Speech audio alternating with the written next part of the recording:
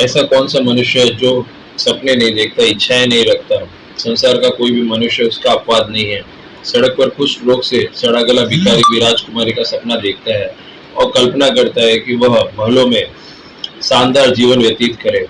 अमीर हो या गरीब हो, सभी सपने देखते हैं, सभी अपने जीवन में कुछ न कुछ इच्छाएं रखते हैं। उसके बिना मनुष्य जीवित ही नहीं रह सकता। मनोवैज्ञानिकों का तो कथन है, अगर मनुष्य सपने न देखे, इच्छाएं न रखे तो पागल हो जाए, उसके जीवन का संतुलन ही बिगड़ जाए। उसमें मनुष्यों और पशुओं में तब क्या अंतर रह जाएगा? यह सपने और इच्छाएं ही उसको जीवित रखते हैं। इस प्रकार से यह इनको पूरा करने के लिए प्रयत्नशील रहता है। यही उसे जिंदगी खींचने और संघर्ष करने की प्रेरणा देता है। अगर यह न हो तो वह कुछ भी न कर पाए। पशुओं की तरह रहे, नोच झपट कर पेट भर ले, पड़ा रहे, और सपने और इच्छाएं मनुष्य को नाना प्रकार के कार्य करने की प्रेरणाएं देती है।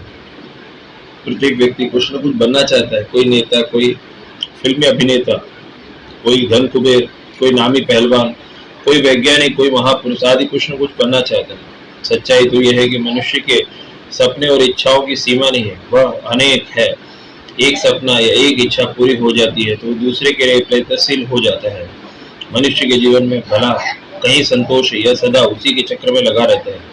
वितरागी, साधु सन्यासी और 99 के फेरे में माहे मोह के जाल में फंसा रहता है। यह सच है कि मनुष्य खाली हाथ आया, खाली हाथ जाने वाला है। साथ ही यह भी कुछ भी नहीं ले जाता है, उसका सब कुछ यही धरा रह जाए। उसके बावजूद भी और की ओर रटना लगाए रहता है और उसके संतोष ही नहीं मिलता। एक दिन तो मर जाता है, उसका यह हंसता बोलता सुखी शरीर मिट्टी में मिल जाता है। यह सत्य वो जानता है।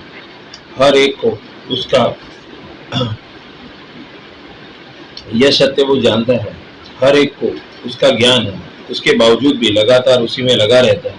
सदा कथा और निष्पक्ष भाव से सोचने पर मनुष्य का वह व्यवहार बड़ा ही आश्चर्यजनक लगता है कि प्रकृति की रचना देखते हुए, प्रकृति के नियम और व्यवस्था के संदर्भ में मनुष्य का इस प्रकार व्यवहार करना सर्वथा उचित लगता है।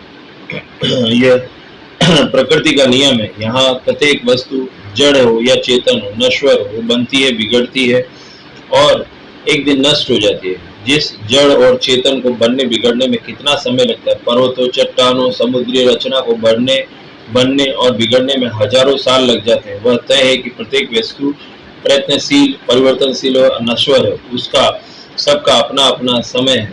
अतएव मनुष्य की भी एक समय सीमा है। जिस प्रकार यह शाश्वत तथ्य से अन्य जड़ या चेतन अपना क्रियाकलाप स्थापित नहीं रखते, यदि मनुष्य भी ऐसा करता है तो उसमें वह दोषारोपण करना मूर्खता है। माया, मोह, संसार की असारता, नश्वरता की दुहाई देना मनुष्य के लिए विश्वासघात करना है, उसे कर्तव्य से च्युत कर देना है। अतएव अपनी इच्छाएं और सपने पूरे करना प्रत्येक मनुष्य का कर्तव्य है। मानव जीवन की यही सार्थकता है।